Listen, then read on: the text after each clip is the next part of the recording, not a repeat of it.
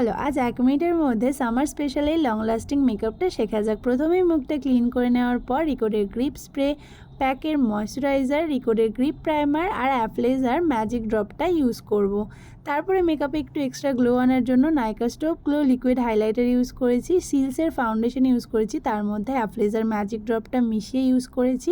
Foundation blend করার পর রিকোডের গ্রিপ স্প্রেটা ইউজ করে আইব্রো কমপ্লিট করে রিকোডের এই প্যালেট থেকে হাইলাইট করলাম আর সিমের পাউডার দিয়ে মেকআপটা সেট করে নেওয়ার পর প্যাকের মাইক্রো ফিনিশ এই ফিক্সারটা ইউজ করে মেকআপটা ফুল সেট করার পর আই ম্যাজিকের এই প্যালেট থেকে করলাম কন্ট্যুর, তারপরে এই আই ম্যাজিকের প্যালেট থেকে করলাম ব্লাশ আর হোজোর হাইলাইটারটা ইউজ করলাম।